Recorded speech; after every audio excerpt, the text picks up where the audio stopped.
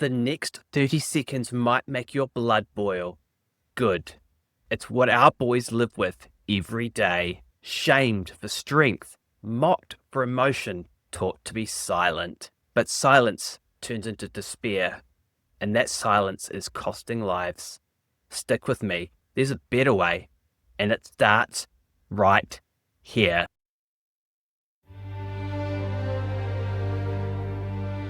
Masculinity is the root of all modern problems.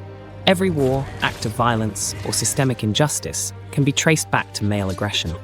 If we want a peaceful, equitable society, we need to eliminate masculinity entirely. Ban it from media, education, and culture. Traits like assertiveness, competitiveness, or stoicism are outdated and dangerous. The only way forward is to raise boys exactly like girls and pretend sex differences don't exist. Masculinity is inherently toxic and should be erased from public life. This is toxic. Aragorn is the epitome of positive masculinity. A shining example to emulate. He is defined by servant leadership.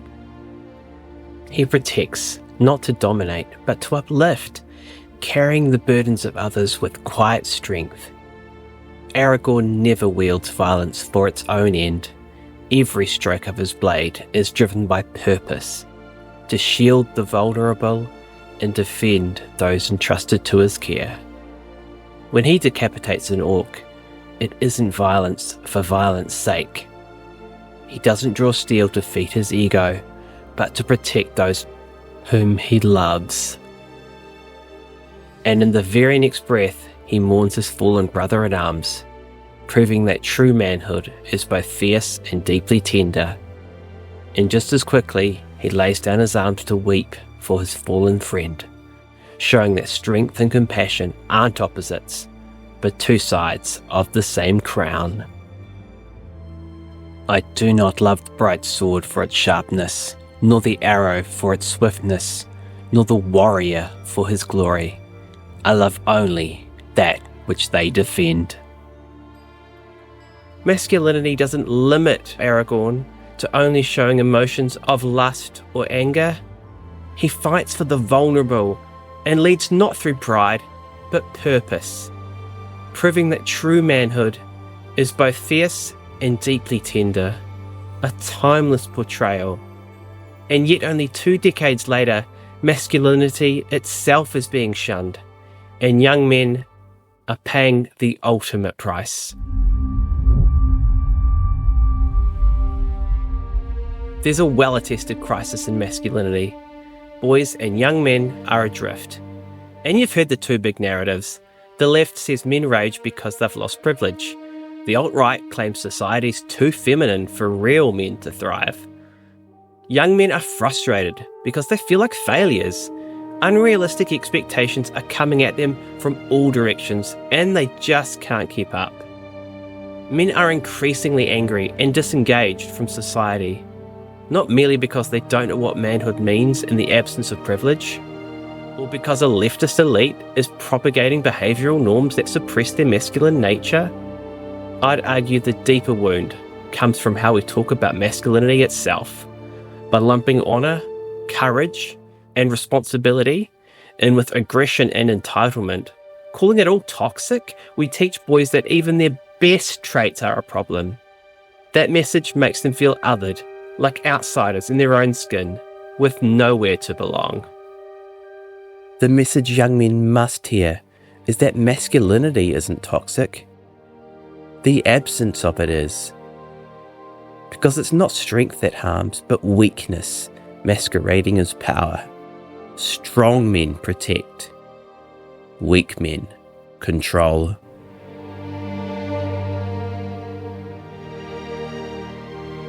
Every week, dozens of Aussie boys die, not from accidents, but a quiet despair, a loss of direction.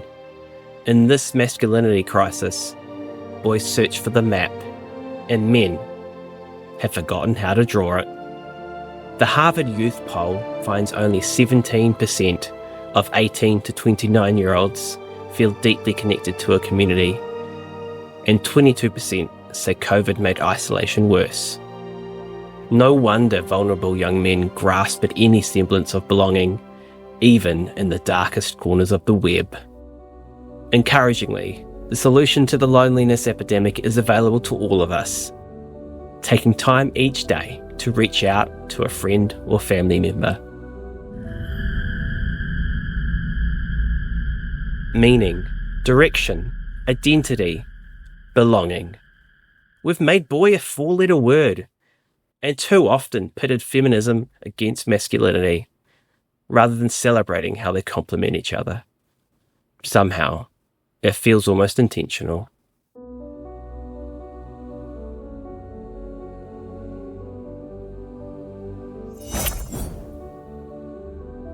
Hi, I'm Dr. Matt, Paediatrician, dad, husband, and champion of positive masculinity. Today I'll show you why we push many young men into dark places when we frame masculinity as toxic, and how we can offer them a better map, one where real strength is humble, consistent, and built to serve. So what is true, positive masculinity? It's not a mask of silence, it's selfless service. Integrity, provision, the willingness to stand when others fall, and to kneel when someone needs comfort. Don't just tell boys how to grow into good men, show them through your own example. So today, I want to talk about bringing up boys in a world that thinks masculinity is the problem. Because it's not. It's the map. What's a lesson a good man in your life taught you?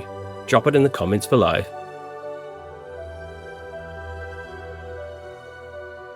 The culture wars between feminism and masculinity have spilled onto our screens, and far too often the writer's shortcut to a strong woman is a weak, cartoonish man.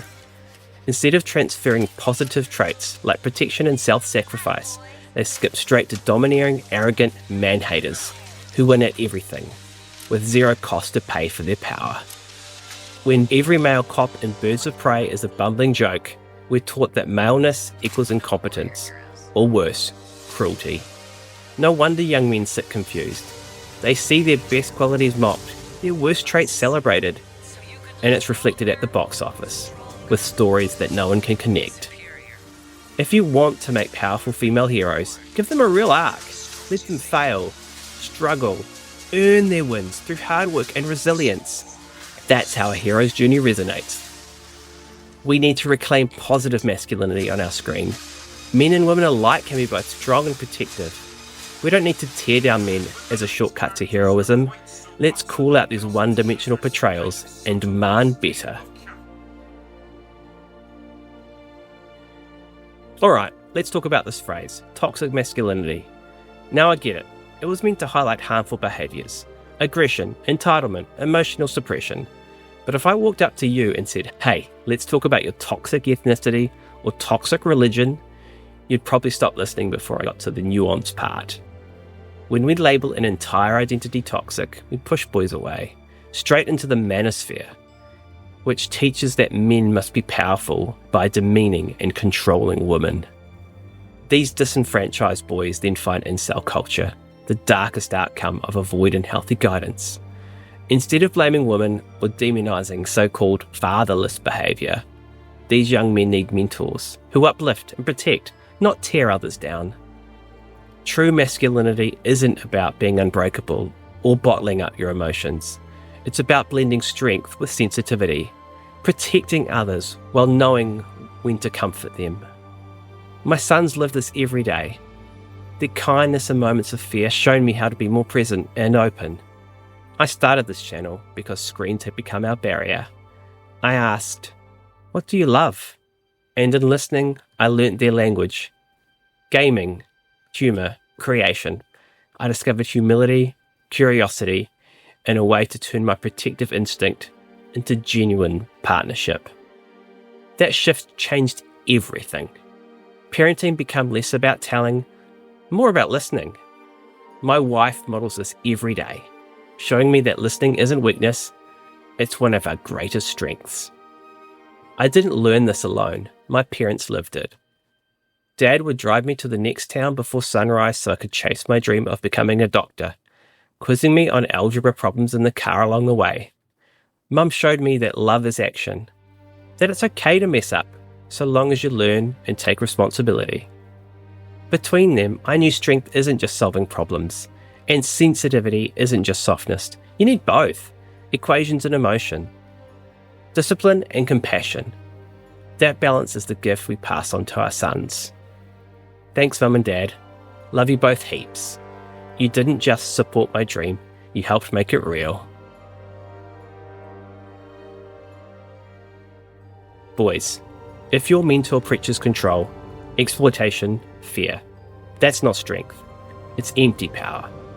The Tate brothers fuel our culture wars by demonising positive masculine traits and promoting the negative ones. No wonder so many boys are confused or angry. Netflix's Adolescence shows a 13-year-old boy radicalised by the Manosphere. Not a villain, but a victim. We need accountability plus empathy. Let's rescue masculinity from those who seek to corrupt it. Jordan Peterson's blueprint, Clean Your Room, isn't just chores. It's a micro-quest in courage and self-respect. Every small victory rewrites your inner script from I can't to I did. And when your room is in order, you've proven to yourself you can tackle anything. Homework, relationships, even stepping up as a protector and guide in your family. It hits hard because he gives young men exactly what they crave, a blueprint. To single mums raising boys, you're heroes. You don't have to be every aspect of masculinity yourself. Instead, bring in mentors, uncles, coaches, community leaders who will show strength that listens, uplifts, and gently guides. Identify mentors in sports, arts, or faith groups. Encourage consistent check-ins, calls, weekends, shared projects. Model appreciation. Discuss what makes these men admirable. Masculinity and femininity aren't opposites. They're the complementary halves of the human story. Our modern challenge isn't choosing sides. It's learning to borrow from each other's strengths. Boys need to practice patience, just as girls benefit from standing firm. It's in that blend, assertiveness, leavened with empathy, that we raise balanced human beings. Masculinity isn't the enemy, it's a gift. Applied with humility and care, it creates men who protect and nurture. Our boys are full of potential, strength and heart. Let's come together and redefine what it means to be a man today, compassionate and courageous. Look, I'm a work in progress. Every day I strive to be a better man than I was yesterday. Not just for me, but my family, my patients, and you, dear viewer. I aim not to just tell my boys how to grow into good men, but to be an example for them. Demonstrate the masculinity you want to see in the young men entrusted to your care. By all that you hold dear on this good earth, I bid you stand!